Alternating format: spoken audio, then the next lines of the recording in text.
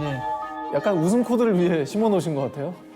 저쪽 우측에서 두 번째가 박준영 변호사님이시죠. 근데 뭐 저기 뭐 다른 사람으로 상상할 수 없는 거야. 아니 근데 되게 남다른 어떤 패션 센스가 있으셨던 것 같아요. 예, 뭐 배가 나와서 혁띠를 내려면 건 아닙니다. 예. 그리고 또 선글라스 쓰고 있고 또 단추는 한 2개 정도 풀어 헤친 것 같고. 예, 예. 굉장히 어떤 조숙함도 있고 또 나름의 어떤 특이함도 있고 재미난 사진인데 예, 수학여행 가서 찍은 사진. 예 근데 사실 어떤 법조인이 될 아니면 제 친구들 중에도 네. 법조인이 된 네. 그런 친구들은 보통 고등학교 다닐 때 어떻게 보면 범생이들 네. 잖아요. 네, 그렇죠. 그런 이미지는 절대 아니시죠. 저희 그런 이미지로 안 살았습니다. 학창 시절에 어떤 학생이셨어요? 그 생활기록부에 선생님이 뭐라고 써놓으셨냐면은 저기 2학년 때는 친구 간의 우애가 깊다라고 써놨더라고요. 그래서 공부를 같이 했으면 그렇게 써놓진 않았겠죠. 네. 놀러 다니고 사고 같이 치고. 3학년 때는 근면성실 하나 중법성이 요구된다고 써놓으셨어요. 변호사한테 중법성이 요구된다는 말은 참 제가 학교 다닐 때 무기징역이 아니라 무기정학 받았죠. 학교 다닐 때. 그래서 이제 무기정학 받아서 저 무기징역 받은 사람들 변호하는 것 아닌가.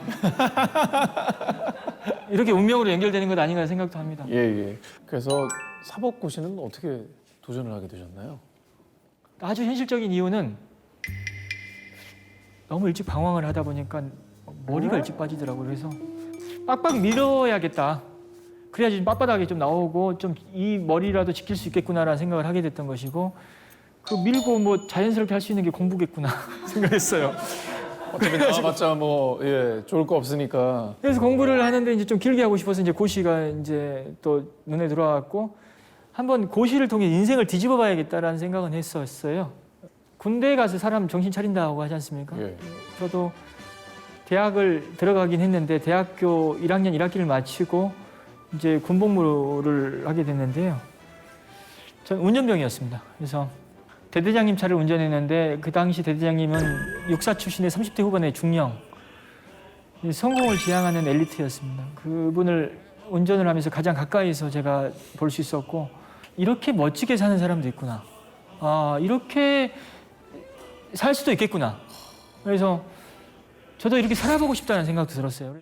다행히 이제 군대 한 달 고참 배병장이라고 이 양반이 사법시험 준비한다고 하셨고 또 여름방학 때 그 신림동 고시촌에 간다는 거예요. 그래서 그럼 나도 가자. 그래서 제가 같이 올라갔던 거예요. 군대가 되게 결정적이었네요. 네, 맞습니다. 그래서 고시원도 같은 곳에서 생활했는데 막 저를 볼 때마다 막 답답해서 미치려고 하더라고요. 아니 왜요? 박병장 내려가야지. 학교 다녀야지. 막 하면서 본인 그러니까 때문에 선배로서 또 힘든 길로 끌어갔다는 어떤 부담감. 그냥 느닷없이 같이 올라가가지고 같이 네. 이렇게 고시원 같이 있으니 제 인생을 망가뜨리는 것 같다는 느낌이 들었나 봐요. 그래서 당연히 늘죠 그 생각이. 여담이지만 그분은 결국엔 그분이 지금 판사하고 있죠. 판사하고 두 있고 분 다 성공하셨구나. 판사하고 있는데 이제 사실 아주 특별한 관계지 않습니까? 그래서 그럼요. 제 영리 목적 변호 상당히 많이 했었거든요. 예. 사무실 운영을 상당히 오랫동안 했는데 그때 우리 배병장과 저와의 관계를 누군가가 안다면 예. 배병장 재판부의 사건은 내가 거의 정관 이상의 효과를 거둘 수가 있는데 전화 한 통 없었어요. 연락 한번 못 받았고 세상 사람들이 이렇게 눈이 어두울 수 있을까 그런 생각도 하게 됐죠. 거기 플랜카드 걸어놨어야죠. 어디에 계신 판사님과 군대 선후배 명함에도 파놓고. 그러니까 다들 그 사람들은 뭐 어떤 사람들은 그 배병장의 뭐 학벌이나 이런 걸 뒤지고 다니면서 예. 그 대학 동문이나 이렇게 찾았을 것 같은데 군대를 뒤져야겠네. 군대만 뒤졌어도 예. 아주 값싸고 저렴하게 그걸 이제서 마케팅 하시면 어떡해요. 다 필요 없습니다 이제. 늦었습니다. 늦었어요. 안타깝습니다. 예. 그래서 사실을 패스하신 뒤에 굉장히 장기간 국선 변호인으로 정말 활발하게 활동을 했었다고 들었어요. 네, 굉장히 활발하게 활동했죠. 1년에 사건 수임을 거의 한 70건? 1년은 아니고 그 한 달 많이 할 때. 한 달에요? 한 달에 뭐 정말 한 달이구나. 한 달이죠. 1년 1년인 줄 알았어요. 왜냐하면 이게 가능한 숫자가 아니거든요. 제 머릿속으로는. 가능한 숫자가 아니에요. 그래서 네. 한 달에 많이 할 때 50건으로 70건 할 때는 이제 저뿐만 아니라 직원들 진짜 고생 많이 했습니다. 옷걸이에다가 수액 걸어놓고 맞아가면서 타이핑 치고 있었습니다 그때. 그렇게 살았습니다 한때. 야, 이거 욕하면서 안 나가요? 그러면 계속 붙어 있나요 사무실에? 보통 다 특수관계인들이어가지고요.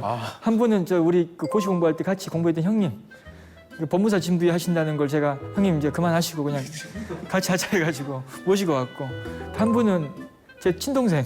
그래서 그 여직원 중 두 분 중에 한 분은 우리 저 사촌 동생. 그래서 뭐라고 말을 못하죠. 가족끼리 다 해먹는다기도 하기도 뭐하게. 예, 사실 국선 변호인이라는 게 참 힘들고 어려운 자리잖아요, 사실. 근데 그렇게 살 수밖에 없었습니다. 뭐 지금은 뭐 저한테 사건 의뢰가 많이 들어와요. 근데 지금은 제가 안 하죠. 뭐 돈을 얼마 주겠다는 얘기도 있고 뭐 원하는 대로 주겠다는 얘기도 있는데, 그때만 해도 저한테 사건 안 와요. 왜냐하면 뭐 대학도 안 나왔지, 이런 뭐 여러 가지 어떤 우리 사회에서 요구되는 어떤 연고나 이런 관계에서도 사실상 소외받은 사람이거든요, 제가. 그러다 보니까 저한테 사건 안 맡겨요. 가까운 친구나 뭐 친척들조차도 안 맡겼어요. 그러다 보니까 현실적으로 먹고는 살아야 되겠고, 그래서 국선인 하는 게 가장 현실적이다. 그래서 국선했죠.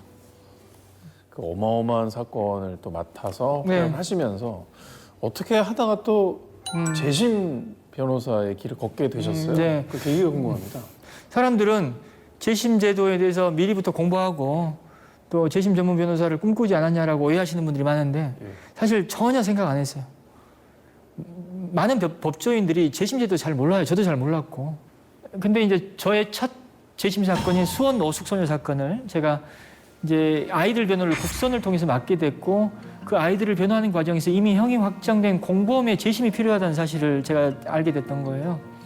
그러면서 재심 제도를 이제 접하게 됐고, 네.